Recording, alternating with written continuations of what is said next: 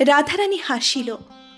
দেবেন্দ্রনারায়ণ ইচ্ছাপূর্বক মুক্তাহার পরিয়া আসিয়াছিলেন, তাহা রাধারানীর কণ্ঠে পড়াইয়া দিয়া বলিলেন, এই ফেরত দিলাম। এমন সময় পোঁ করিয়া শাঁখ বাজিল। নমস্কার, আমি মৌবানী। বরাবরের মতোই চলে এসেছি নতুন গল্প নিয়ে। কিছুদিন আগেই ছিল আমাদের প্রিয় রথযাত্রা, তাই সকলকে জানাই শুভ রথযাত্রা। আজ আপনাদের শোনাবো একটি মিষ্টি প্রেমের গল্প, যার সূচনা কিন্তু হয়েছিল এই রথযাত্রার দিন। রাধারানী এবং রুক্মিণী কুমারের প্রথম সাক্ষাৎ, তারপর বিচ্ছেদ, সেই বিচ্ছেদের পর পুনর্মিলন এবং শেষে শুভ পরিণয়। এক অদ্ভুত ভালো লাগার অনুভূতি সৃষ্টি করে আমাদের হৃদয়ে। কি স্নিগ্ধ পবিত্র সেই প্রেম! চলুন শুনে নেওয়া যাক সেই মিষ্টি মধুর প্রেমের কাহিনী। কি গল্প? আপনারা হয়তো মনে মনে অনেকেই ভাবছেন আমি কোন গল্পের কথা বলছি। আজ আপনাদের কোনো ছোট গল্প নয়, আজ শোনাবো একটি উপন্যাস। কি উপন্যাস? আজ আপনাদের শোনাবো বঙ্কিমচন্দ্র চট্টোপাধ্যায়ের বিখ্যাত উপন্যাস রাধারানী। উপন্যাসটি হয়তো আপনাদের অনেকেরই জানা, কিন্তু চলুন না আজ আবার শুনে নেওয়া যাক, আবার সাক্ষী থাকা যাক রুক্মিণী কুমার এবং রাধারানীর সেই শুভ পরিণয়ের মুহূর্তে। আমার আজকের নিবেদন সাহিত্য সম্রাট বঙ্কিমচন্দ্র চট্টোপাধ্যায়ের রাধারানী। গল্পটি আপনাদের কেমন লাগলো সেটি কিন্তু অবশ্যই আপনারা কমেন্ট করে জানাবেন। আর যদি আমার গল্পগুলো আপনাদের ভালো লেগে থাকে তবে আমার চ্যানেলটিকে সাবস্ক্রাইব করে পাশে থাকবেন। চলুন শুরু করা যাক আজকের গল্প। গল্প পাঠে আমি মৌবানী। শুরু হচ্ছে আজকের গল্প।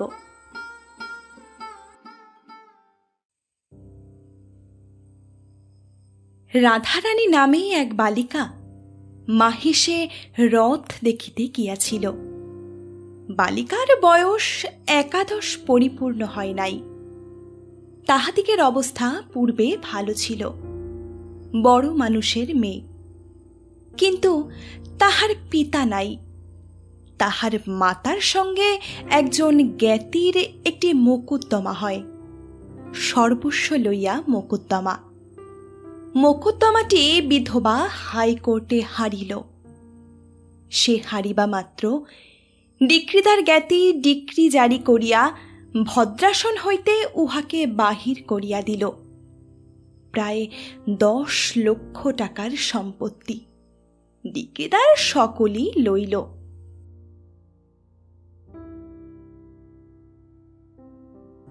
খরচা ও ওয়াসিলাত দিতে নগদ যাহা ছিল তাহাও গেল।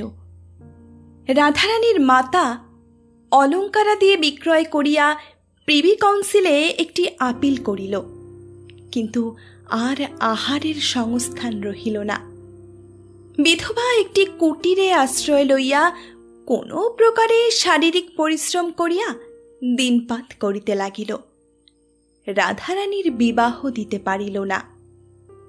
কিন্তু দুর্ভাগ্যক্রমে রথের পূর্বে রাধারানীর মা ঘোরতর পীড়িতা হইল।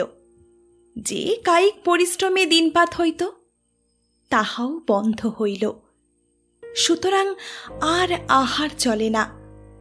মাতা রুগ্না, এজন্য কাজে কাজেই তাহার উপবাস। রাধারানীর জুটিল না বলিয়া উপবাস। রথের দিন তাহার মা একটু বিশেষ হইল, পথ্যের প্রয়োজন হইল। কিন্তু পথ্য কোথা, কে দিবে? রাধারানী কাঁদিতে কাঁদিতে কতগুলি বনফুল তুলিয়া তাহার মালা গাঁথিল। মনে করিল যে এই মালা রথের হাটে বিক্রয় করিয়া 2-1 পয়সা পাইব, তাহাতেই মার পথ্য হইবে। কিন্তু রথের অর্ধেক হইতে না হইতেই বড় বৃষ্টি আরম্ভ হইল। বৃষ্টি দেখিয়া লোক সকল ভাঙিয়া গেল। মালা কেহ কিনিল না। রাধারানী মনে করিল যে আমি না হয় একটু ভিজিলাম, বৃষ্টি থামিলেই আবার লোক জমিবে। কিন্তু বৃষ্টি আর থামিল না, লোক আর জমিল না। সন্ধ্যা হইল, রাত্রি হইল, বড় অন্ধকার হইল। অগত্যা রাধারানী কাঁদিতে কাঁদিতে ফিরিল। অন্ধকার, পথ কর্দমময়, পিচ্ছিল, কিছুই দেখা যায় না। তাহাতে মুষলধারে শ্রাবণের ধারা বর্ষিতেছিল।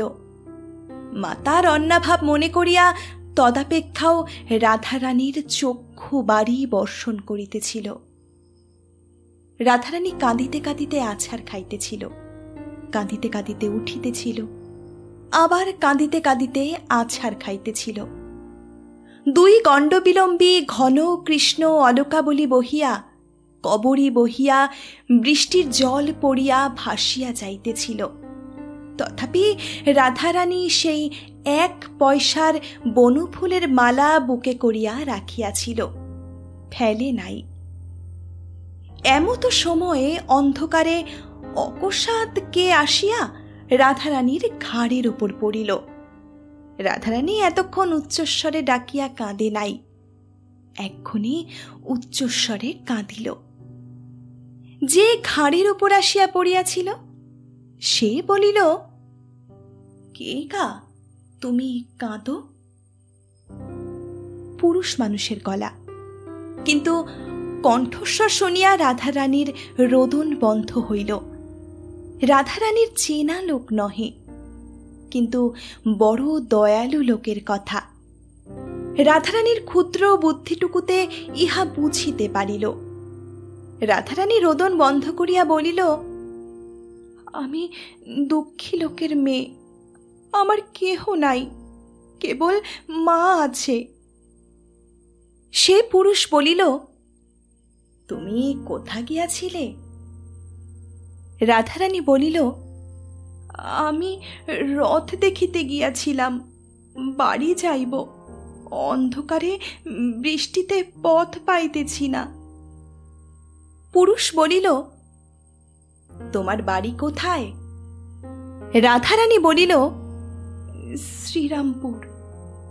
সে ব্যক্তি বলিল, আমার সঙ্গে আইসো, আমিও শ্রীরামপুর যাইব।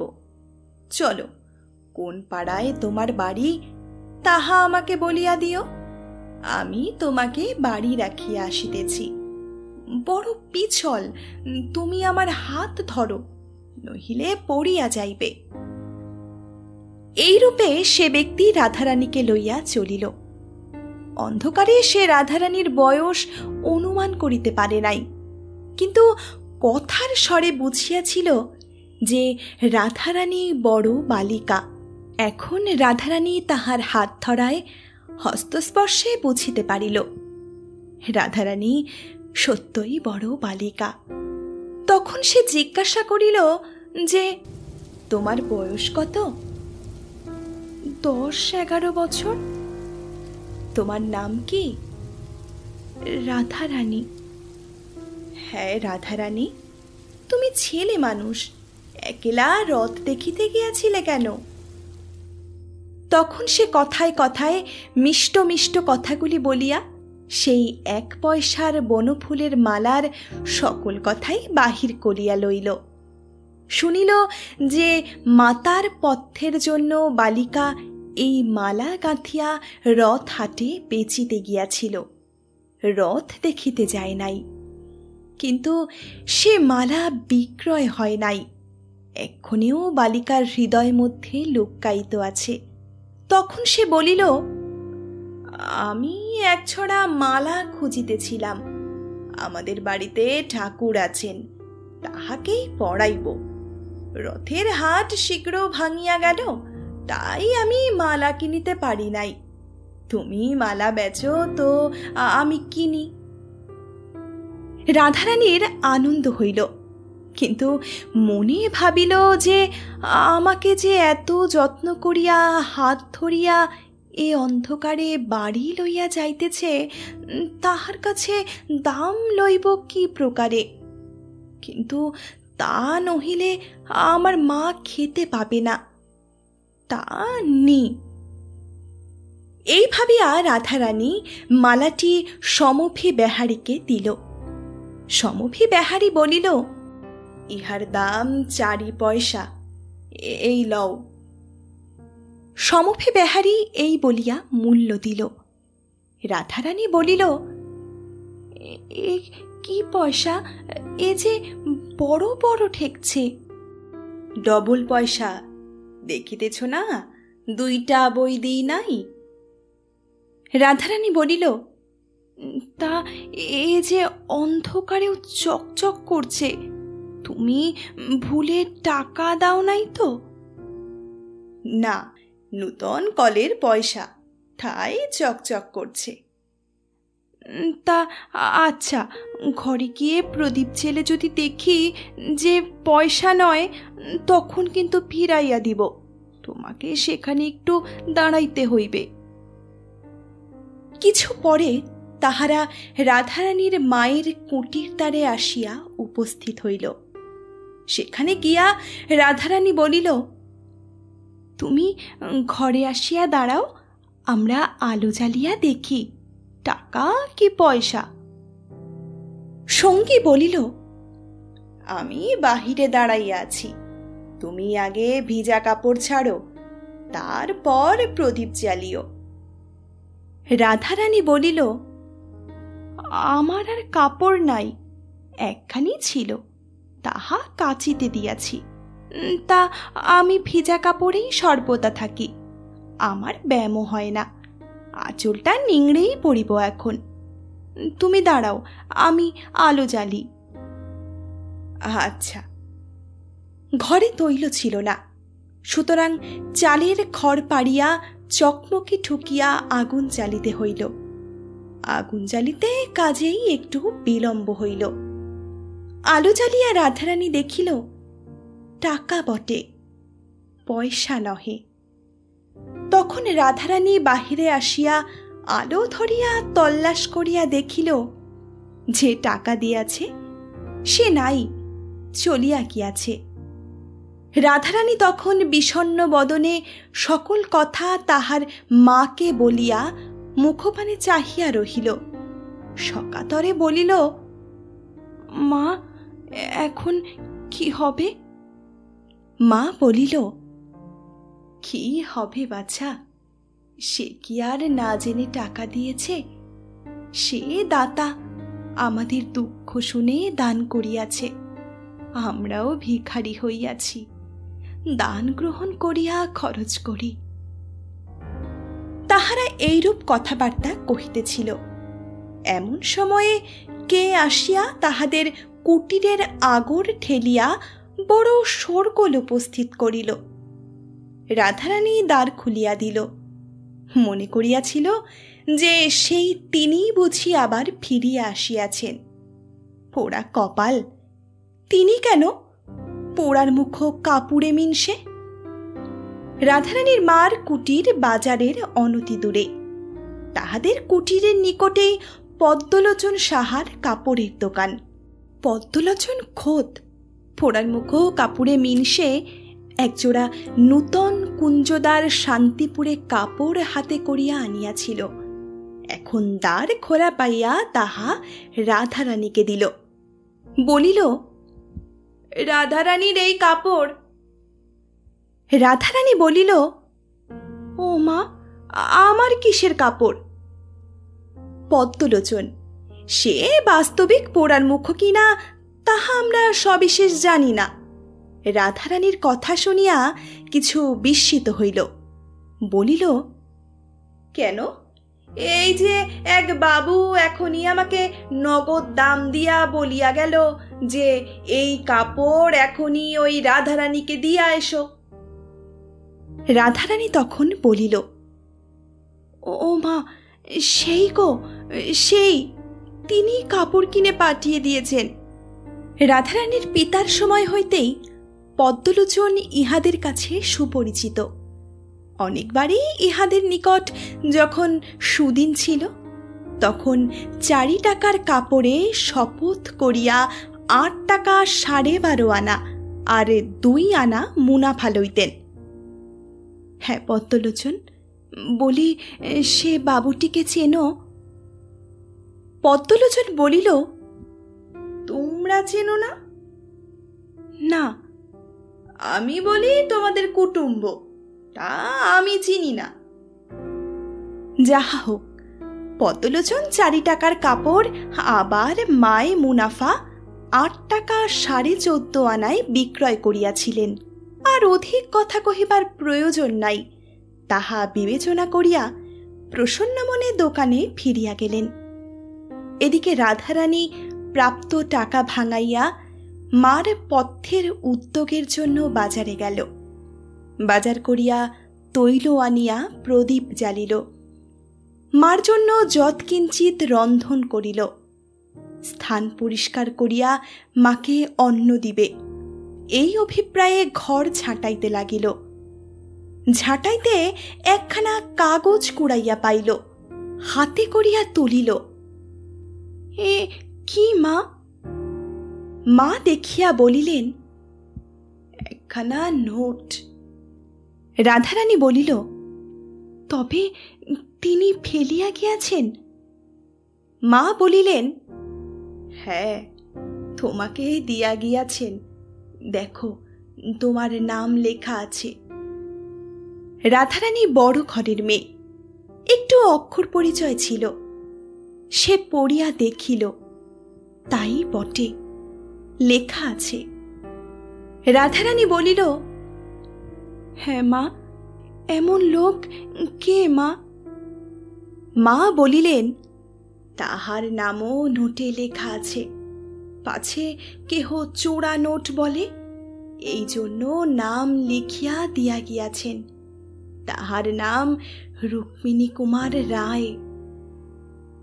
পরদিন মাতায় কন্যায় রুক্মিণী কুমার রায়ের অনেক সন্ধান করিল, কিন্তু শ্রীরামপুরে বা নিকটবর্তী কোনো স্থানে রুক্মিণী কুমার রায় কেহ আছে এমতো সন্ধান কেহই দিতে পাইল না।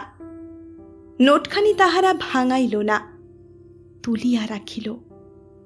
তাহারা দরিদ্র, কিন্তু লোভী নহে। রাধারানীর মাতা পথ্য করিলেন বটে, কিন্তু সে রোগ হইতে মুক্ত পাওয়া তাহার অদৃষ্টে ছিল না। তিনি অতিশয় ধনী ছিলেন, এখন অতি দুঃখিনী হইয়াছিলেন। এই শারীরিক এবং মানসিক দ্বিবিধ কষ্ট তাহার সহ্য হইল না। রোগ ক্রমেই বৃদ্ধি পাইয়া তাহার শেষ কাল উপস্থিত হইল। এমতো সময়ে বিলাত হইতে সংবাদ আসিল যে প্রিভি কাউন্সিলে আপিল তাহার পক্ষে নিষ্পত্তি পাইয়াছে। তিনি আপন সম্পত্তি পুনঃপ্রাপ্ত হইবেন, ওয়াসিলাতের টাকা ফেরত পাইবেন এবং 3 আদালতের খরচাও পাইবেন। কামাখ্যানাথ বাবু তাহার পক্ষে হাইকোর্টের উকিল ছিলেন। তিনি স্বয়ং এই সংবাদ লইয়া রাধারানীর মাতার কুটিরে উপস্থিত হইলেন। সুসংবাদ শুনিয়া রুগ্নার অবিরল নয়নাশ্রু পড়িতে লাগিল। তিনি নয়নাশ্রু সংবরণ করিয়া কামাখ্যাবাবুকে বলিলেন, যে প্রদীপ নিবিয়াছে তাহাতে তেল দিলে আর কি হইবে?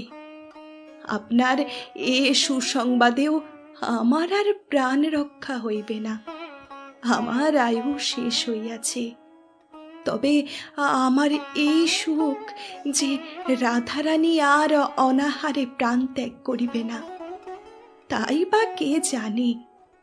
সে বালিকা, তাহার এ সম্পত্তি কে রক্ষা করিবে? কেবল আপনি ভরসা। আপনি আমার এই অন্তিম কালে আমাকে একটি ভিক্ষা দিন, নহিলে আর কাহার কাছে চাহিব? কামাখ্যাবাবু অতি ভদ্রলোক এবং তিনি রাধারানীর পিতার বন্ধু ছিলেন। রাধারানীর মাতা দুর্দশাগ্রস্ত হইলে তিনি রাধারানীর মাতাকে বলিয়াছিলেন যে যতদিন না আপিল নিষ্পত্তি পায়, অন্তত ততদিন তোমরা আসিয়া আমার গৃহে অবস্থান করো। আপনার মাতার মতো তোমাকে রাখিব। কিন্তু রাধারানীর মাতা তাহাতে অস্বীকৃতা হইয়াছিলেন। পরিশেষে কামাখ্যাবাবু কিছু কিছু মাসিক সাহায্য করিতে চাহিলেন। আমার এখনো কিছু হাতে আছে, আবশ্যক হইলে চাহিয়া লইব। এইরূপ মিথ্যা কথা বলিয়া রাধারানীর মাতা সেই সাহায্য গ্রহণে অস্বীকৃতা হইয়াছিলেন। রুক্মিণী কুমারের দান গ্রহণ তাহাদিগের প্রথম ও শেষ দান গ্রহণ। কামাখ্যাবাবু এতদিন বুঝিতে পারেন নাই যে তাহারা এরূপ দুর্দশাগ্রস্ত হইয়াছেন। দশা দেখিয়া কামাখ্যাবাবু অত্যন্ত কাতর হইলেন। আবার রাধারানীর মাতা যুক্ত করে তাহার কাছে ভিক্ষা চাহিতেছেন দেখিয়া আরও কাতর হইলেন। বলিলেন, আপনি আজ্ঞা করুন, আমি কি করিব? আপনার যাহা প্রয়োজনীয় আমি তাহাই করিব। রাধারানীর মাতা বলিলেন, আমি চলিলাম, কিন্তু রাধারানী রহিল। এক্ষণে আদালত হইতে আমার শ্বশুরের যথার্থ উইল সিদ্ধ হইয়াছে। অতএব রাধারানী একা সমস্ত সম্পত্তির অধিকারিণী হইবে। আপনি তাহাকে দেখিবেন, আপনার কন্যার ন্যায় তাহাকে রক্ষা করিবেন, এই আমার ভিক্ষা। আপনি এই কথা স্বীকার করিলেই আমি সুখে মরিতে পারি। কামাখ্যাবাবু বলিলেন, আমি আপনার নিকট শপথ করিতেছি, আমি রাধারানীকে আপন কন্যার অধিক যত্ন করিব। আমি কায় মনোবাক্যে এই কথা কহিলাম, আপনি বিশ্বাস করুন। যিনি মুমূর্ষ তিনি কামাখ্যাবাবুর চক্ষের জল দেখিয়া তাহার কথায় বিশ্বাস করিলেন। তাহার সেই শীর্ণ শুষ্ক অধরে একটু আহ্লাদের হাসি দেখা দিল। হাসি দেখিয়া কামাখ্যাবাবু বুঝিলেন ইনি আর বাঁচিবেন না। কামাখ্যাবাবু তাহাকে বিশেষ করিয়া অনুরোধ করিলেন যে এক্ষণে আমার গৃহে চলুন, পরে ভদ্রাসন দখল হইলে আবার আসিবেন। রাধারানীর মাতার যে অহংকার সে দারিদ্র্যজনিত, এজন্য দারিদ্রাবস্থায় তাহার গৃহে যাইতে চাহেন নাই। এক্ষণে আর দারিদ্র নাই, সুতরাং আর সে অহংকারও নাই। এক্ষণে তিনি যাইতে সম্মত হইলেন। কামাখ্যাবাবু রাধারানী ও তাহার মাতাকে সযত্নে নিজালয়ে লইয়া গেলেন। তিনি রীতিমতো পীড়িতার চিকিৎসা করাইলেন, কিন্তু তাহার জীবন রক্ষা হইল না। অল্পদিনেই তাহার মৃত্যু হইল। উপযুক্ত সময়ে কামাখ্যাবাবু রাধারানীকে তাহার সম্পত্তিতে দখল দেওয়াইলেন, কিন্তু রাধারানী বালিকা বলিয়া তাহাকে নিজ বাটিতে একা থাকিতে দিলেন না, আপন গৃহেই রাখিলেন। কালেক্টর সাহেব রাধারানীর সম্পত্তি কোর্ট অফ ওয়ার্ডসের অধীনে আনিবার জন্য যত্ন পাইলেন, কিন্তু কামাখ্যাবাবু বিবেচনা করিলেন আমি রাধারানীর জন্য যতদূর করিব সরকারি কর্মচারীগণ ততদূর করিবে না। কামাখ্যাবাবুর কৌশলেই কালেক্টর সাহেব নিরস্ত হইলেন। কামাখ্যাবাবু স্বয়ং রাধারানীর সম্পত্তির তত্ত্বাবধান করিতে লাগিলেন। বাকি রহিল রাধারানীর বিবাহ। কিন্তু কামাখ্যাবাবু নব্যতন্ত্রের লোক, বাল্যবিবাহে তাহার দেশ ছিল। তিনি বিবেচনা করিলেন যে রাধারানীর বিবাহ তাড়াতাড়ি না দিলে জাতি গেল মনে করে এমন কেহ তাহার নাই। অতএব যবে রাধারানী স্বয়ং বিবেচনা করিয়া বিবাহে ইচ্ছুক হইবে তবে তাহার বিবাহ দিব। এখন সে লেখাপড়া শিখুক। এই ভাবিয়া কামাখ্যাবাবু রাধারানীর বিবাহের কোনো উদ্যোগ না করিয়া তাহাকে উত্তম রূপে সুশিক্ষিত করাইলেন। 5 বৎসর গেল। রাধারানী পরম সুন্দরী ষোড়শবর্ষীয়া কুমারী, কিন্তু সে অন্তঃপুর মধ্যে বাস করে। তাহার সে রূপরাশি কেহই দেখিতে পায় না। এক্ষণে রাধারানীর সম্বন্ধ করিবার সময় উপস্থিত হইল। কামাখ্যাবাবুর ইচ্ছা রাধারানীর মনের কথা বুঝিয়া তাহার সম্বন্ধ করেন। তত্ত্ব আনিবার জন্য আপনার কন্যা বসন্ত কুমারীকে ডাকিলেন। বসন্তের সঙ্গে রাধারানীর সখিত্ব, উভয়ে সমবয়স্কা এবং উভয়ে অত্যন্ত প্রণয়। কামাখ্যাবাবু বসন্তকে আপনার মনোগত কথা বুঝাইয়া বলিলেন। বসন্ত সলজ্জভাবে অথচ অল্প হাসিতে হাসিতে পিতাকে জিজ্ঞাসা করিল, রুক্মিণী কুমার রায় কেহ আছে? কামাখ্যাবাবু বিস্মিত হইয়া বলিলেন, না, তা তো জানি না। কেন? বসন্ত বলিল, রাধারানী রুক্মিণী কুমার ভিন্ন আর কাহাকেও বিবাহ করিবে না। কামাখ্যাবাবু বলিলেন, সে কি, রাধারানীর সঙ্গে অন্য ব্যক্তির পরিচয় কি প্রকারে হইল? বসন্ত অবনত মুখে অল্প হাসিল। সে রথের রাত্রির বিবরণ সবিস্তারে রাধারানীর কাছে শুনিয়েছিল। পিতার সাক্ষাতে সকল বিবৃত করিল। শুনিয়া কামাখ্যাবাবু রুক্মিণী কুমারের প্রশংসা করিয়া বলিলেন, রাধারানীকে বুঝাইয়া বলিও, রাধারানী একটি মহাভ্রমে পড়িয়াছে। বিবাহ কৃতজ্ঞতা অনুসারে কর্তব্য নহে। রুক্মিণী কুমারের নিকট রাধারানীর কৃতজ্ঞ হওয়া উচিত। যদি সময় ঘটে তবে অবশ্য প্রত্যুপকার করিতে হইবে। কিন্তু বিবাহে রুক্মিণী কুমারের কোনো দাবি দাওয়া নাই। তাতে আবার সে কি জাতি, কত বয়স, তাহা কেহ জানে না। তাহার পরিবার সন্তানাদি থাকিবারই সম্ভাবনা। রুক্মিণী কুমারের বিবাহ করিবারই বা সম্ভাবনা কি? বসন্ত বলিল, সম্ভাবনা কিছুই নাই, তাহাও রাধারানী বিলক্ষণ বুঝিয়াছে। কিন্তু সেই রাত্রি অবধি রুক্মিণী কুমারের একটি মানসিক প্রতিমা গড়িয়া আপনার মনে তাহা স্থাপিত করিয়াছে। যেমন দেবতাকে লোকে পূজা করে, রাধারানী সেই প্রতিমা তেমনি করিয়া প্রত্যহ মনে মনে পূজা করে। এই 5 বৎসর রাধারানী আমাদিকের বাড়ি আসিয়াছে। এই 5 বৎসরে এমন দিন প্রায় যায় নাই যেদিন রাধারানী রুক্মিণী কুমারের কথা আমার সাক্ষাতে একবারও বলে নাই। আর কেহ রাধারানীকে বিবাহ করিলে তাহার স্বামী সুখী হইবে না। কামাখ্যাবাবু মনে মনে বলিলেন, বাতিক, ইহার একটু চিকিৎসা আবশ্যক। কিন্তু প্রথম চিকিৎসা বোধ হয় রুক্মিণী কুমারের সন্ধান করা। কামাখ্যাবাবু রুক্মিণী কুমারের সন্ধানে প্রবৃত্ত হইলেন। স্বয়ং কলকাতায় তাহার অনুসন্ধান করিতে লাগিলেন। বন্ধুবর্গকেও সেই সন্ধানে নিযুক্ত করিলেন। দেশে দেশে আপনার মক্কেলগণকে পত্র লিখিলেন। প্রতি সংবাদপত্রে বিজ্ঞাপন দিলেন। সে বিজ্ঞাপন এইরূপ, বাবু রুক্মিণী কুমার রায় নিম্ন স্বাক্ষরকারী ব্যক্তির সঙ্গে সাক্ষাৎ করিবেন, বিশেষ প্রয়োজন আছে। ইহাতে রুক্মিণী বাবুর সন্তোষের ব্যতীত অসন্তোষের কারণ উপস্থিত হইবে না, ইত্যাদি। কিন্তু কিছুতেই রুক্মিণী কুমারের কোনো সন্ধান পাওয়া গেল না। দিন গেল, মাস গেল, বৎসর গেল, তথাপি কই রুক্মিণী কুমার তো আসিল না।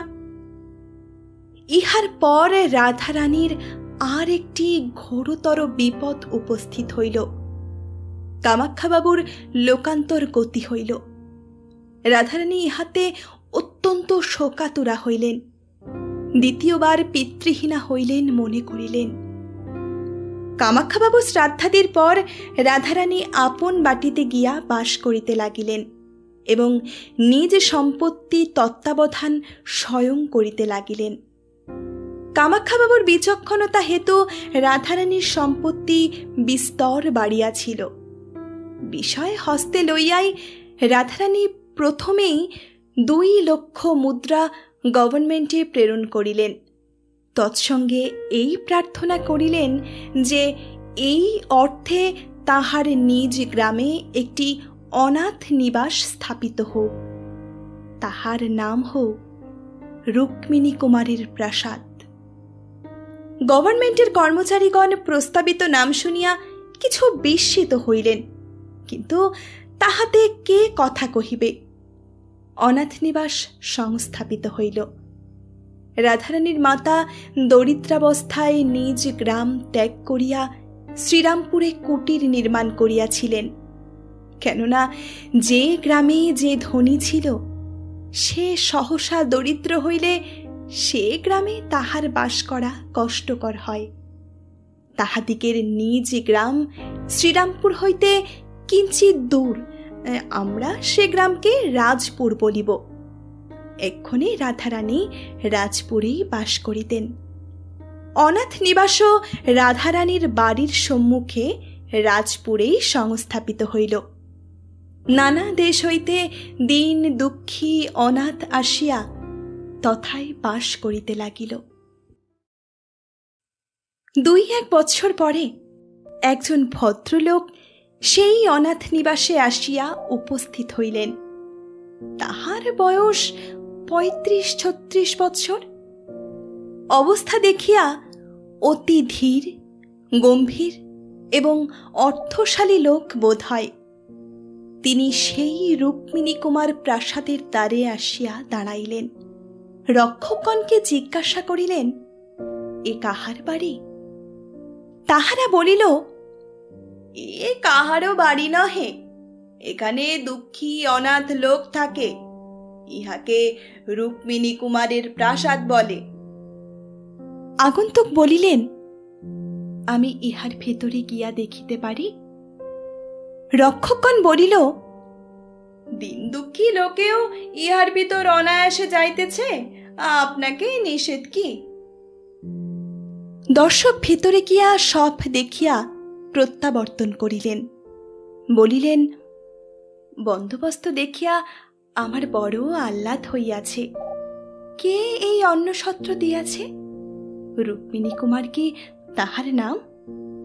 রক্ষকেরা বলিল, একজন স্ত্রীলোক এই অন্নসত্র দিয়াছেন।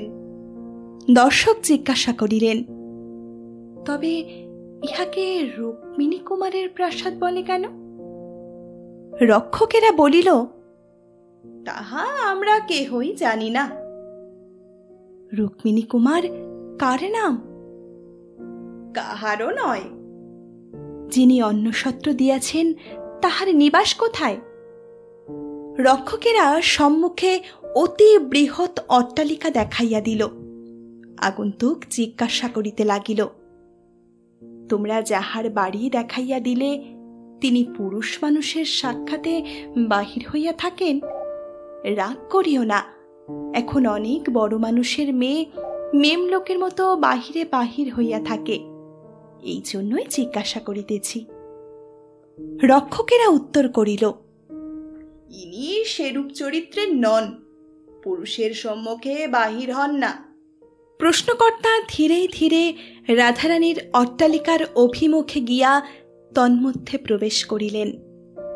যিনি আসিয়াছিলেন তাহার পরিচ্ছদ সচরাচর বাঙালি ভদ্রলোকের মতো, বিশেষ পরিপাট্য, অথবা পরিপাট্যের বিশেষ অভাবও কিছু ছিল না, কিন্তু তাহার অঙ্গুলিতে একটি হীরকাঙ্গুরীও ছিল। তাহা দেখিয়া রাধারানীর কর্মকারগণ অবাক হইয়া তৎপ্রতি চাহিয়া রহিল। এত বড় হীরা তাহারা অঙ্গুরিয়ে দেখে নাই। তাহার সঙ্গে কেহ লোক ছিল না, এজন্য তাহারা জিজ্ঞাসা করিতে পারিল না যে ইনি কে। মনে করিল বাবু স্বয়ং পরিচয় দিবেন, কিন্তু বাবু কোনো পরিচয় দিলেন না। তিনি রাধারানীর দেওয়ানজির সহিত সাক্ষাৎ করিয়া তাহার হস্তে একখানি পত্র দিলেন। বলিলেন, এই পত্র আপনার মুনিবের কাছে পাঠাইয়া দিন, আমাকে উত্তর আনিয়া দিন। দেওয়ানজি বলিলেন, আমার মুনিব স্ত্রীলোক, আবার অল্প বয়স্কা, এজন্য তিনি নিয়ম করিয়াছেন যে কোনো অপরিচিত লোকে পত্র আনিলে আমরা তাহা না পড়িয়া তাহার কাছে পাঠাইব না। আগন্তুক বলিল, আচ্ছা, আপনি পড়ুন। দেওয়ানজি পত্র পড়িলেন। প্রিয় ভগিনী, এ ব্যক্তি পুরুষ হইলেও ইহার সহিত গোপনে সাক্ষাৎ করিও, ভয় করিও না। যেমতো যেমতো ঘটে আমাকে লিখিও। ইতি শ্রীমতী বসন্ত কুমারী। কামাখ্যাবাবুর কন্যার স্বাক্ষর দেখিয়া কেহ আর কিছু বলিল না। পত্র অন্তঃপুরে গেল। অন্তঃপুর হইতে পরিচারিকা পত্রবাহক বাবুকে লইতে আসিল। আর কেহ সঙ্গে যাইতে পাইল না, কারণ তাহার হুকুম নাই। পরিচারিকা বাবুকে লইয়া এক সুসজ্জিত গৃহে বসাইলেন। রাধারানীর অন্তঃপুরে সেই প্রথম কোনো পুরুষ মানুষ প্রবেশ করিল। দেখিয়া একজন পরিচারিকা রাধারানীকে ডাকিতে গেল, আর একজন অন্তরালে থাকিয়া আগন্তুককে নিরীক্ষণ করিতে লাগিল। দেখিল যে তাহার বর্ণটুকু গৌর, স্ফুটিত মল্লিকারাশির মতো গৌর। তাহার শরীর দীর্ঘ, ঈষৎ স্থূল, কপাল দীর্ঘ, অতি সূক্ষ্ম পরিষ্কার ঘনকৃষ্ণ সুরঞ্জিত কেশজালে মণ্ডিত, চক্ষু বৃহৎ, কটাক্ষ স্থির, ভ্রুযুগ সূক্ষ্ম ঘন দুরায়ত এবং নিবিড় কৃষ্ণ, নাসিকা দীর্ঘ এবং উন্নত, ওষ্ঠাধর রক্তবর্ণ, ক্ষুদ্র এবং কোমল, গ্রীবা দীর্ঘ অথচ মাংসল। অন্যান্য অঙ্গগুলি বস্ত্রে আচ্ছাদিত, কেবল অঙ্গুলিগুলি দেখা যাইতেছে। সেগুলি শুভ্র সুগঠিত এবং একটি বৃহদাকার হীরকে রঞ্জিত। রাধারানী সেই স্থানে আসিয়া পরিচারিকাকে বিদায় করিয়া দিলেন। রাধারানী আসিবা মাত্র দর্শকের বোধ হইল যে সেই কক্ষ মধ্যে এক অভিনব সূর্যোদয় হইল। রূপের আলোকে তাহার মস্তকের কেশ পর্যন্ত যেন প্রদীপ্ত হইয়া উঠিল। আগন্তুকের উচিত প্রথম কথা কহা, কেননা তিনি পুরুষ এবং বয়োজ্যেষ্ঠ। কিন্তু তিনি সৌন্দর্যে বিমুগ্ধ হইয়া নিস্তব্ধ হইয়া রহিলেন। রাধারানী একটু অসন্তুষ্ট হইয়া বলিলেন, আপনি এরূপ গোপনে আমার সঙ্গে সাক্ষাতের অভিলাষ করিয়াছেন কেন? আমি স্ত্রীলোক, কেবল বসন্তের অনুরোধেই আমি ইহা স্বীকার করিয়াছি। আগন্তুক বলিল, আমি আপনার সহিত এরূপ সাক্ষাতের অভিলাষী হইয়াছি ঠিক তা নহে। রাধারানী অপ্রতিভ হইলেন, বলিলেন, তা নয় বটে, তবে বসন্ত কি জন্য এরূপ অনুরোধ করিয়াছেন তাহা কিছু লেখেন নাই, বোধহয় আপনি জানেন। আগন্তুক একখানি অতি পুরাতন সংবাদপত্র বাহির করিয়া তাহা রাধারানীকে দেখাইলেন। রাধারানী পড়িলেন, কামাখ্যাবাবুর স্বাক্ষরিত রুক্মিণী কুমারের সম্বন্ধে সেই বিজ্ঞাপন। রাধারানী দাঁড়াইয়াছিলেন। দাঁড়াইয়া দাঁড়াইয়া নারকেল পত্রের ন্যায় কাঁপিতে লাগিলেন। আগন্তুকের দেবতুল্য গঠন দেখিয়া মনে মনে ভাবিলেন, ইনিই আমার সেই রুক্মিণী কুমার। আর থাকিতে পারিলেন না, জিজ্ঞাসা করিয়া বসিলেন, আপনার নাম কি রুক্মিণী কুমার বাবু? আগন্তুক বলিলেন, না।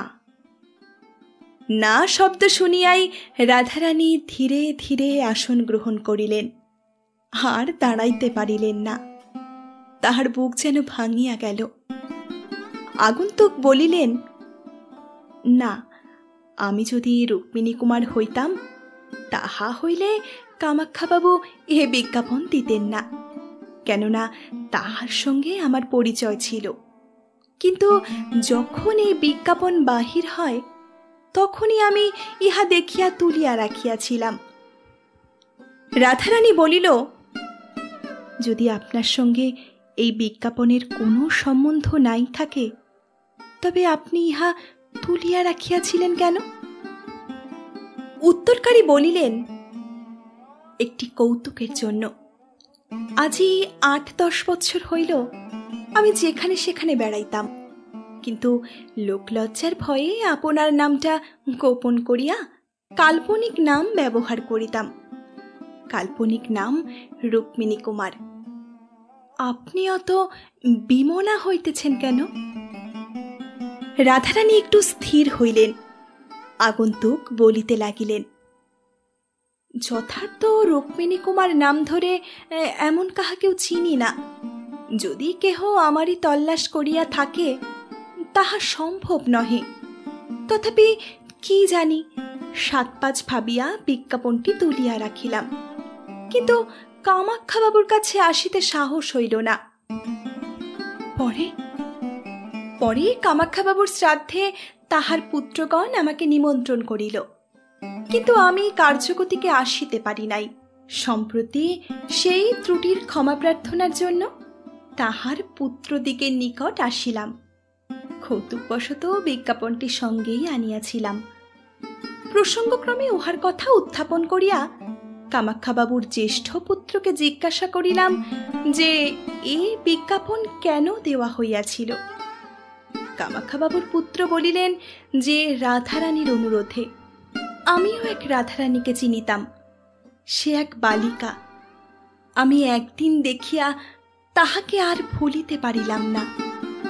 সে মাতার পথ্যের জন্য আপনি অনাহারে থাকিয়া বনফুলের মালা গাঁথিয়া সেই অন্ধকার বৃষ্টিতে। বক্তা আর কথা কহিতে পারিলেন না। তাহার চক্ষু জলে পুড়িয়া গেল। রাধারানীরও চক্ষু জলে ভাসিতে লাগিল। চক্ষু মুছিয়া রাধারানী বলিল, ইতর লোকের কথায় এখন প্রয়োজন কি? আপনার কথা বলুন। আগন্তুক উত্তর করিলেন, রাধারানী ইতর লোক নহে। যদি সংসারে কেহ দেবকন্যা থাকে, তবে সেই রাধারানী। যদি কাহাকে পবিত্র সরল চিত্ত এ সংসারে আমি দেখিয়া থাকি, তবে সেই রাধারানী। যদি কাহারও কথায় অমৃত থাকে, তবে সেই রাধারানী। যথার্থ অমৃত। বর্ণে বর্ণে অপ্সরার বীণা বাজে, যেন কথা কহিতে বাধো বাধো করে, অথচ সকল কথা পরিষ্কার সুমধুর, অতি সরল। আমি অমন কণ্ঠ কখনো শুনি নাই, অমন কথা কখনো শুনি নাই। রুক্মিণী কুমার, এক্ষণে ইহাকে রুক্মিণী কুমারী বলা যাওক। ওই সঙ্গে মনে মনে বলিলেন, আবার আজ বুঝি তেমন কথা শুনিতেছি। রুক্মিণী কুমার মনে মনে ভাবিতেছিলেন, আজি এতদিন হইল সেই বালিকার কণ্ঠস্বর শুনিয়াছিলাম, ঠিক আজিও সে কণ্ঠ আমার মনের ভিতর জাগিতেছে, যেন কাল শুনিয়াছি। অথচ আজি এই সুন্দরীর কণ্ঠস্বর শুনিয়া আমার সেই রাধারানীকেই বা মনে পড়ে কেন? এই কি সেই? আমি মূর্খ। কোথায় সেই দিন দুঃখী কুটিরবাসিনী ভিখারিণী, আর কোথায় এই উচ্চ প্রাসাদ বিহারিণী ইন্দ্রাণী? আমি সেই রাধারানীকে অন্ধকারে ভালো করিয়া দেখিতে পাই নাই। সুতরাং জানি না যে সে সুন্দরী কি কুৎসিত। কিন্তু এই শচী নিন্দিতা রূপসীর শতাংশের একাংশরূপও যদি তাহার থাকে, তাহা হইলেও সে লোক মনোমোহিনী বটে। এদিকে রাধারানী অতৃপ্ত শ্রবণে রুক্মিণী কুমারের মধুর বচনগুলি শুনিতেছিলেন। মনে মনে ভাবিতেছিলেন, তুমি যাহা পাপিষ্ঠা রাধারানীকে বলিতেছ, কেবল তোমাকেই সেই কথাগুলি বলা যায়।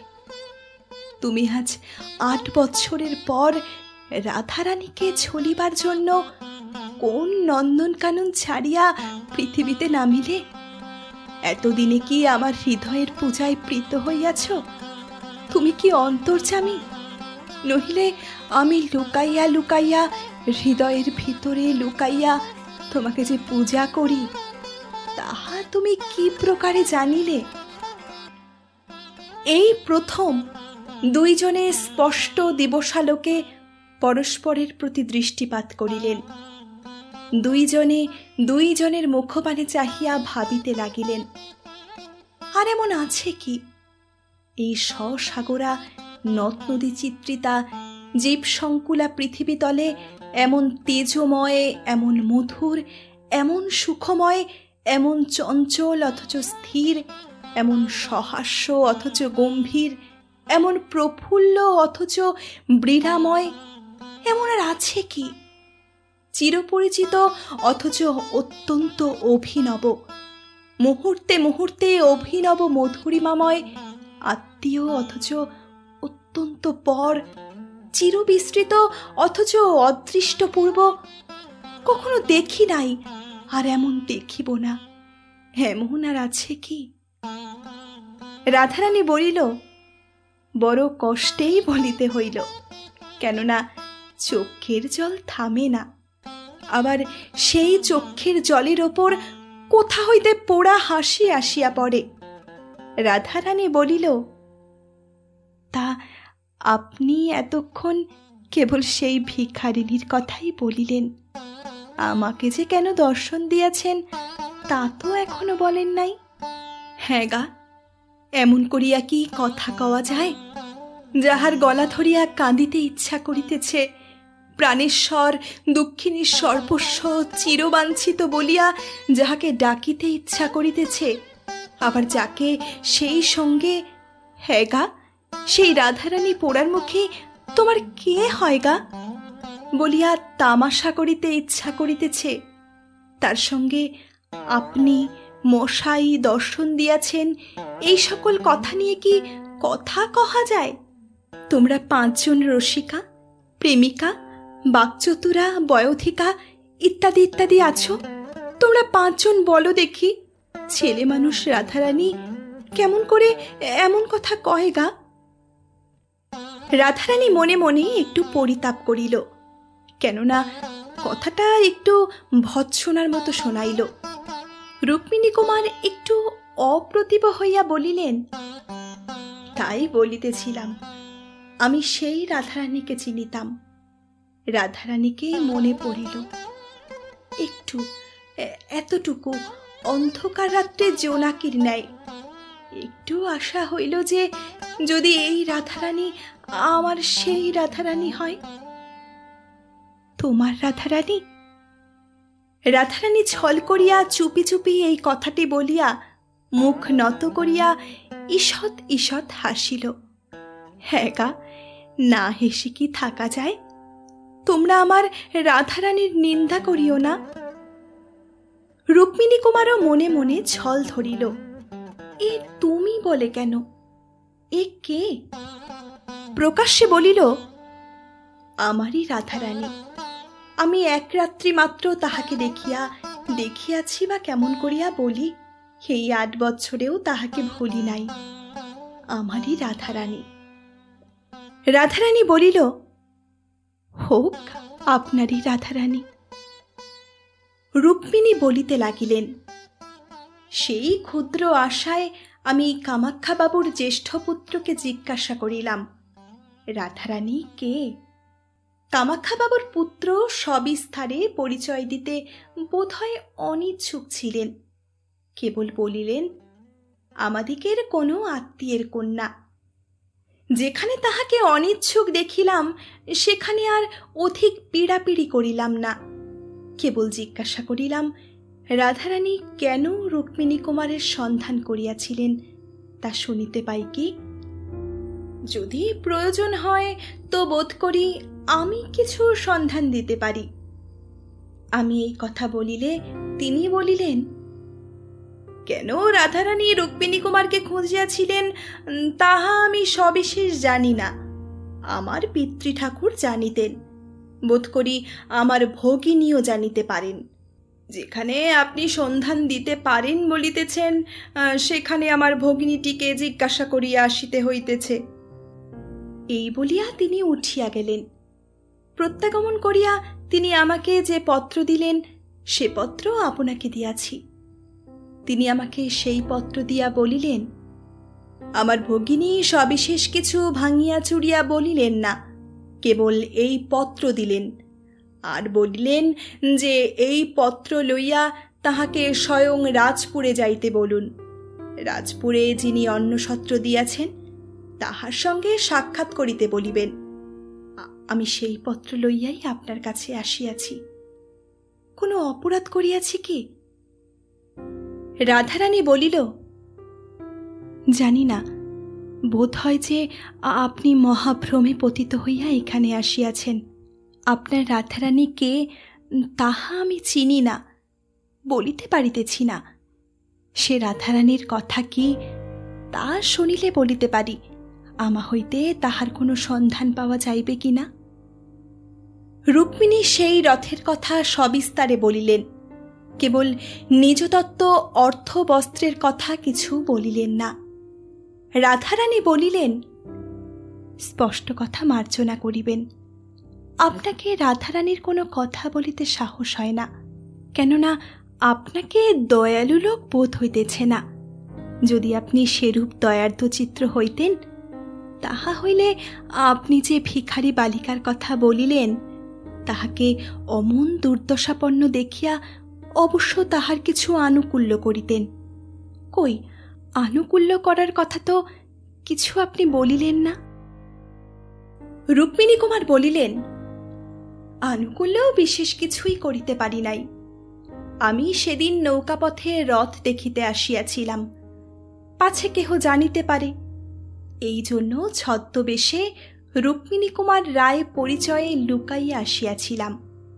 অপরাহ্নে ঝড় বৃষ্টি হওয়ায় বোটে থাকিতে সাহস না করিয়া একা তটে উঠিয়া আসিয়াছিলাম। সঙ্গে যাহা অল্প ছিল তাহা রাধারানীকেই দিয়াছিলাম, কিন্তু সে অতি সামান্য। পরদিন প্রাতে আসিয়া উহাদিগের বিশেষ সংবাদ লইব মনে করিয়াছিলাম, কিন্তু সেই রাত্রে আমার পিতার পীড়ার সংবাদ পাইয়া তখনই আমাকে কাশী যাইতে হইল। পিতা অনেক দিন রুগ্ন হইয়া রহিলেন। কাশী হইতে প্রত্যাগমন করিতে আমার বৎসরাধিক বিলম্ব হইল। বৎসর পরে আমি ফিরিয়া আসিয়া আবার সেই কুটিরের সন্ধান করিলাম, কিন্তু তাহাদিগকে আর সেখানে দেখিলাম না। রাধারানী বলিলেন, একটা কথা জিজ্ঞাসা করিতে ইচ্ছা করিতেছে।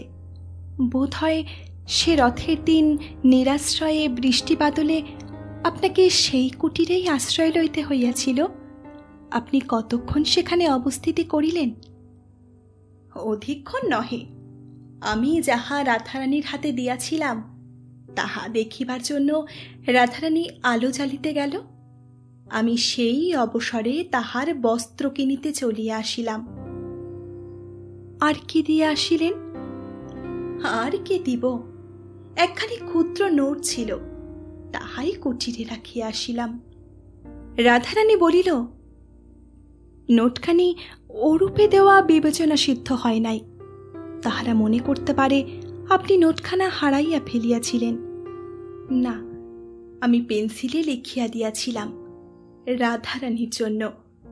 তাহাতে নাম স্বাক্ষর করিয়াছিলাম রুক্মিণী কুমার রায়। যদি সেই রুক্মিণী কুমারকে সেই রাধারানী অন্বেষণ করিয়া থাকে, এই ভরসায় বিজ্ঞাপনটি তুলিয়া রাখিয়াছিলাম। রাধারানী বলিলেন, তাই বলিতেছিলাম, আপনাকে দয়ার্ত চিত্ত বলিয়া বোধ হয় না। যে রাধারানী আপনার শ্রীচরণ দর্শন জন্য। এইটুকু বলিতেই, আহ, ছি ছি রাধারানী, ফুলের কুঁড়ির ভেতর যেমন বৃষ্টির জল ভরা থাকে, ফুলটি নিচু করিলেই ঝরঝর করিয়া পড়িয়া যায়। রাধারানীর মুখ নত করিয়া এইটুকু বলিতেই তাহার চোখের জল ঝরঝর করিয়া পড়িতে লাগিল। অমনি যেদিকে রুক্মিণী কুমার ছিলেন, সেই দিকের মাথার কাপড়টা বেশি করিয়া টানিয়া দিয়া সে ঘর হইতে রাধারানী বাহির হইয়া গেল। রুক্মিণী কুমার বোধ হয় চক্ষের জলটুকু দেখিতে পান নাই। কি পাইয়াই থাকিবেন তা বলা যায় না। বাহিরে আসিয়া চোখে মুখে জল দিয়া অশ্রুচিহ্ন বিলুপ্ত করিয়া রাধারানী ভাবিতে লাগিল। ভাবিল, ইনি তো রুক্মিণী কুমার, আমিও সেই রাধারানী। দুইজনে দুইজনের জন্য মন তুলিয়া রাখিয়াছি। এখন উপায়? আমি যে রাধারানী তা তো ওহাকে বিশ্বাস করাইতে পারি। তারপর উনি কি জাতি তা কে জানে? জাতিটা এখনই জানিতে পারা যায়, কিন্তু উনি যদি আমার জাতি না হন তবে ধর্মবন্ধন ঘটিবে না, চিরন্তনের যে বন্ধন তাহা ঘটিবে না, প্রাণীর বন্ধন ঘটিবে না। তবে আর ওহার সঙ্গে কথায় কাজ কি? না হয় এ জন্মটা রুক্মিণী কুমার নাম জপ করিয়া কাটাইব। এতদিন সেই জপ করিয়া কাটাইয়াছি, জোয়ারের প্রথম বেগটা কাটিয়া গিয়াছে, বাকি কাল কাটিবে নাকি? এই ভাবিতে ভাবিতে রাধারানীর আবার নাকের পাটা ফাঁপিয়া উঠিল, ঠোঁট দুখানা ফুলিয়া উঠিল, আবার চোখ দিয়া জল পড়িতে লাগিল।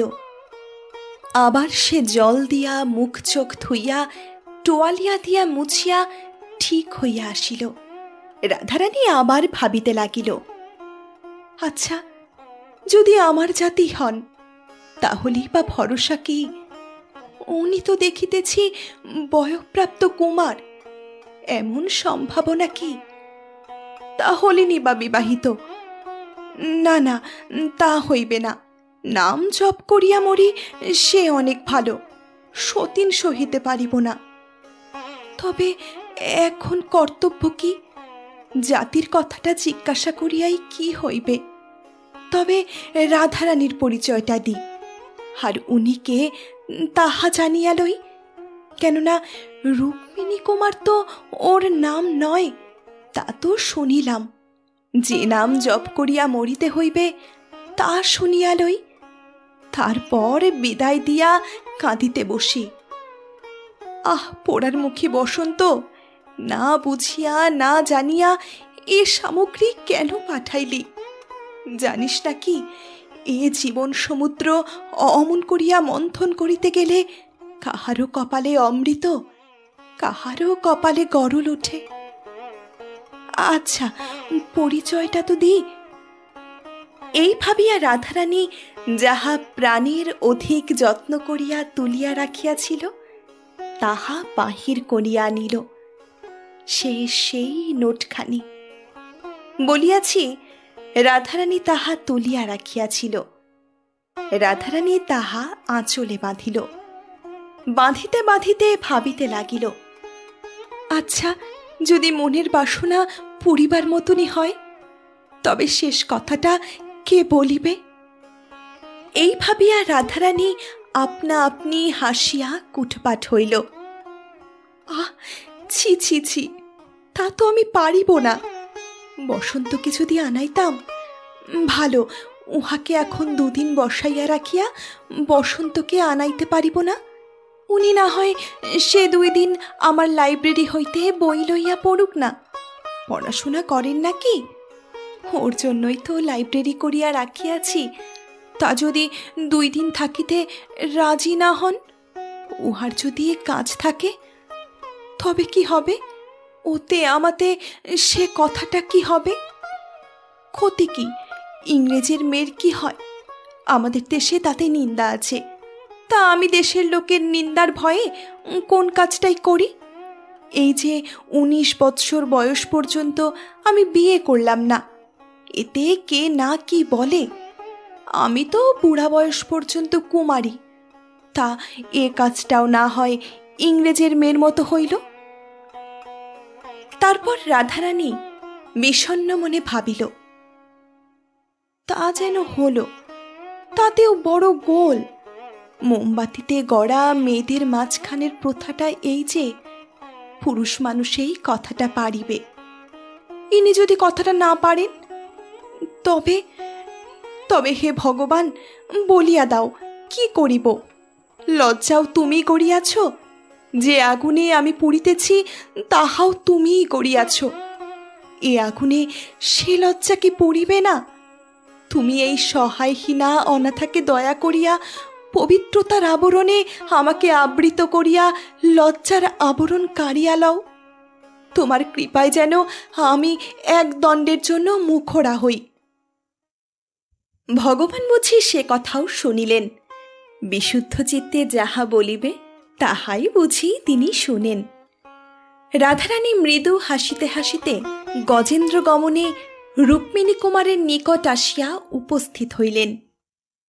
রুক্মিণী কুমার তখন বলিলেন, আপনি আমাকে বিদায় দিয়াও যান নাই?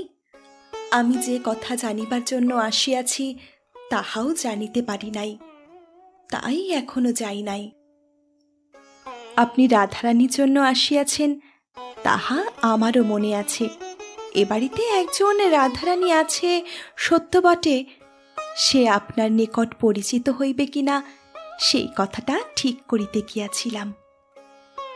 তারপর রাধারানী তখন অল্প একটু হাসিয়া একবার আপনার পার দিকে চাহিয়া আপনার হাতের অলঙ্কার খুঁটিয়া সেই ঘরে বসানো একটা প্রস্তর নির্মিত প্রতিকৃতি পানে চাহিয়া রুক্মিণী কুমারের পানে না চাহিয়া বলিল, আপনি বলিয়াছিলেন রুক্মিণী কুমার আপনার যথার্থ নাম নহে। রাধারানীর যে আরাধ্য দেবতা তাহার নাম পর্যন্ত এখনো সে শুনিতে পায় নাই। রুক্মিণী কুমার বলিলেন, আরাধ্য দেবতা কে বলিল? রাধারানী কথাটা অনবধানে বলিয়া ফেলিয়াছিলেন, এখন সামলাইতে গিয়া বলিয়া ফেলিলেন, নাম ওই রূপেই জিজ্ঞাসা করিতে হয়। কি বোকা মেয়ে! রুক্মিণী কুমার বলিলেন, আমার নাম দেবেন্দ্র নারায়ণ রায়। রাধারানী গুপ্তভাবে দুই হাত যুক্ত করিয়া মনে মনে ডাকিল, জয় জগদীশ্বর, তোমার কৃপা অনন্ত। প্রকাশ্যে বলিল, রাজা দেবেন্দ্র নারায়ণের নাম শুনিয়াছি। দেবেন্দ্র নারায়ণ বলিলেন, অমন সকলেই রাজা কবলায়, আমাকে যে কুমার বলে সে যথেষ্ট সম্মান করে। এক্ষণে আমার সাহস বাড়িল, জানিলাম যে আপনি আমার স্বজাতি। এখন স্পর্ধা হইতেছে, আজই আপনাকে আমার আতিথ্য স্বীকার করাই। সে কথা পরে হবে, রাধারানী কই?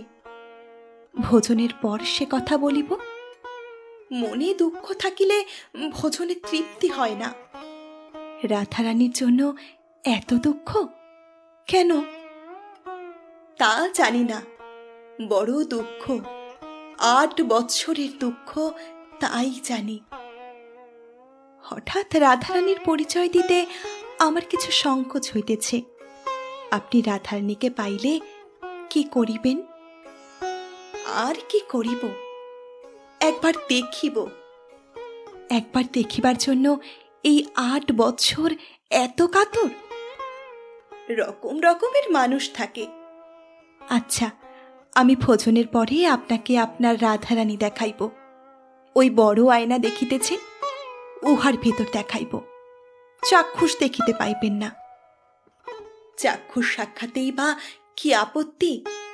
আমি যে 8 বৎসর কাতর।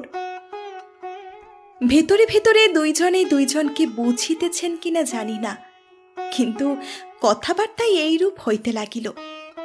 রাধারানী বলিতে লাগিল, সে কথাটাই তত বিশ্বাস হয় না। আপনি 8 বৎসর পূর্বে তাহাকে দেখিয়াছিলেন, তখন তাহার বয়স কত? 11 হইবে। 11 বৎসরের বালিকার উপর এত অনুরাগ হয় নাকি? কখনো শুনি নাই। তবে মনে করুন কৌতূহল। সে আবার কি? শুধুই দেখিবার ইচ্ছা। তা দেখাইব ওই বড় আয়নার ভেতর। আপনি বাহিরে থাকিবেন। কেন, সম্মুখ সাক্ষাতে আপত্তি কি? সে কুলের কুলবতী, আপনিও তো তাই।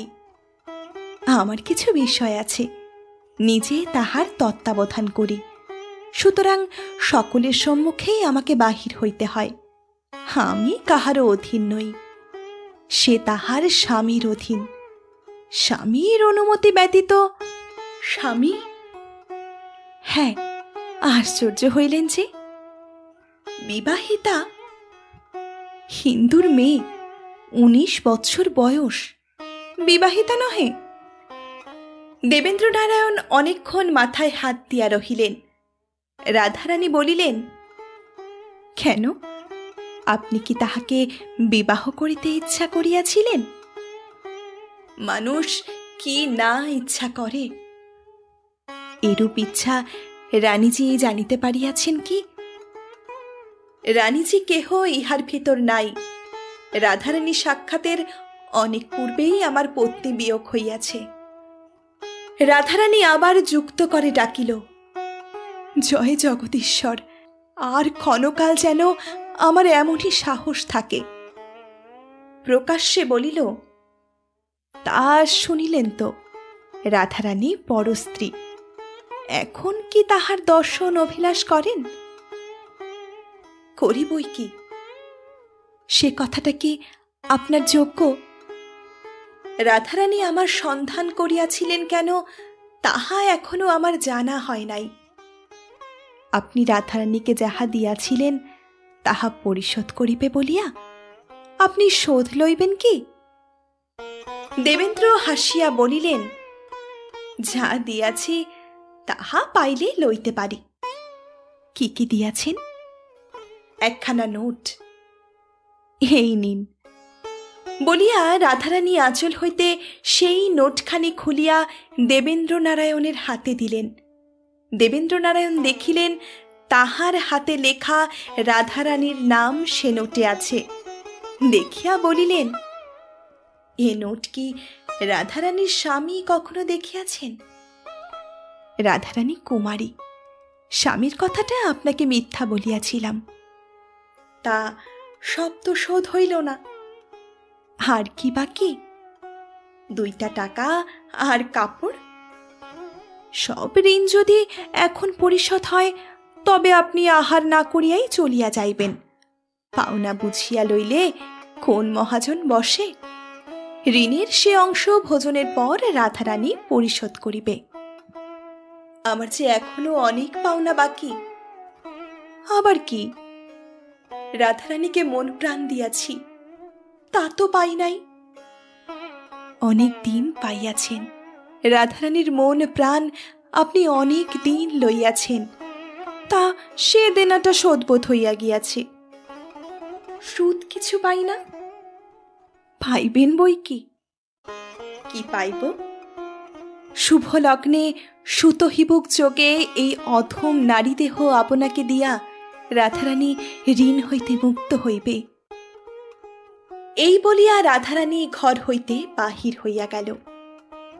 রাধারানীর আজ্ঞা পাইয়া দেওয়ানজি আসিয়া রাজা দেবেন্দ্রনারায়ণকে বহির্বাটিতে লইয়া গিয়া যথেষ্ট সমাদর করিলেন।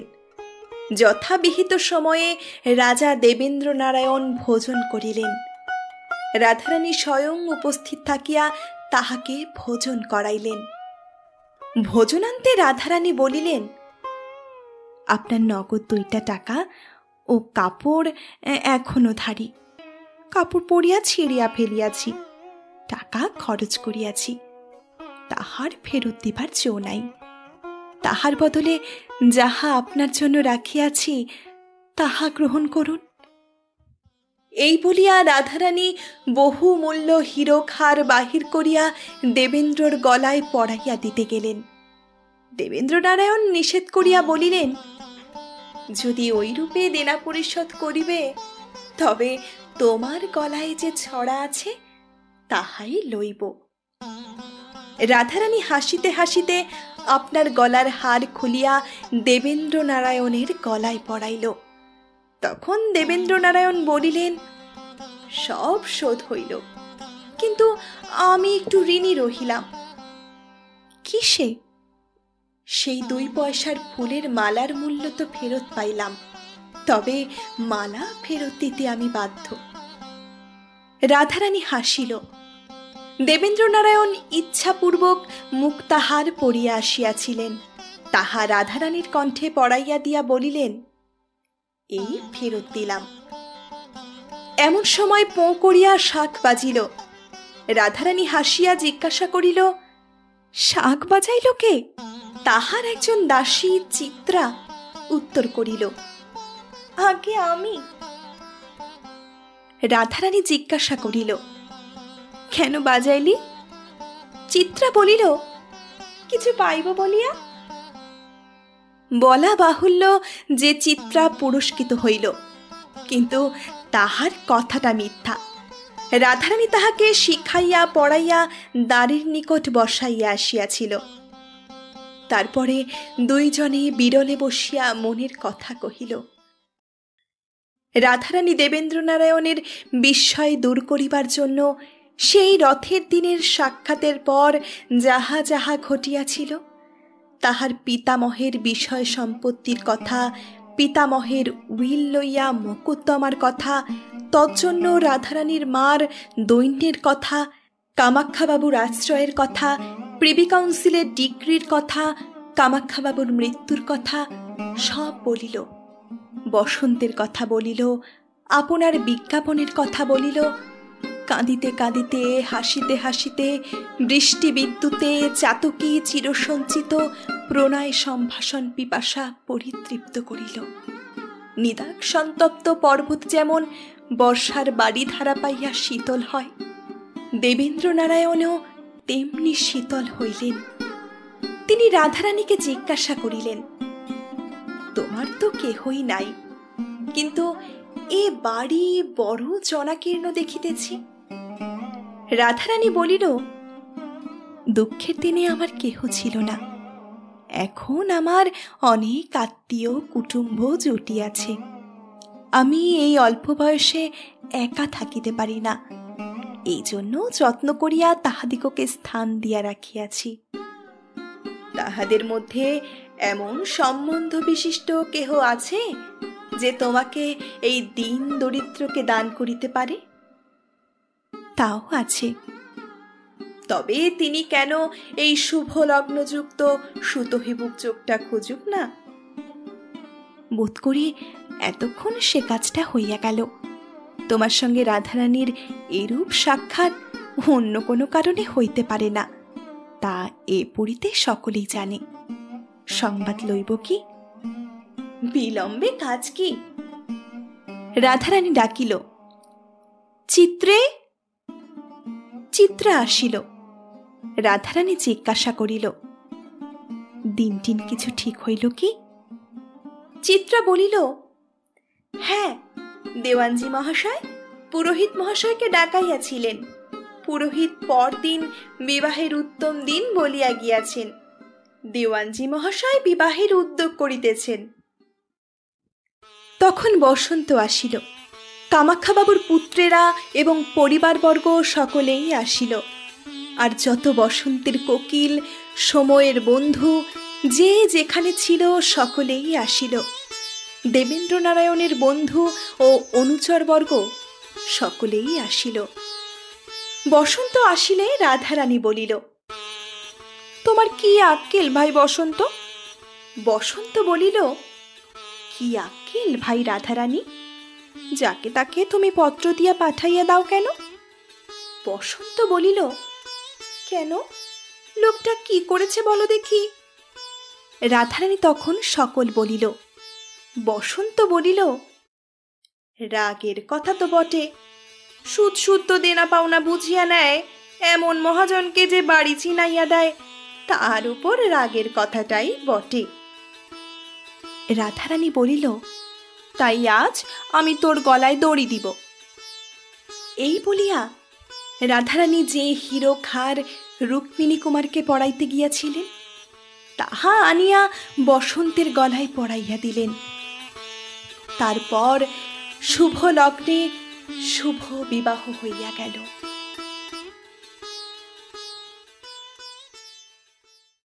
শেষ হল বঙ্কিমচন্দ্র চট্টোপাধ্যায়ের বিখ্যাত উপন্যাস রাধারানী। রাধারানী এবং রুক্মিণী কুমারের শুভ বিবাহ তো সম্পন্ন হয়ে গেল। তো কেমন লাগলো তাদের প্রণয়ের কাহিনী, সেটা কিন্তু আপনারা অবশ্যই আমাকে কমেন্ট করে জানাবেন। যদি আমার গল্পগুলো আপনাদের ভালো লেগে থাকে তবে আমার চ্যানেলটি সাবস্ক্রাইব করতে ভুলবেন না। ঠিক আছে, দেখা হচ্ছে পরের দিন নতুন কোনো গল্প নিয়ে। ততক্ষণ আপনারা সকলেই সুস্থ থাকবেন, ভালো থাকবেন। নমস্কার।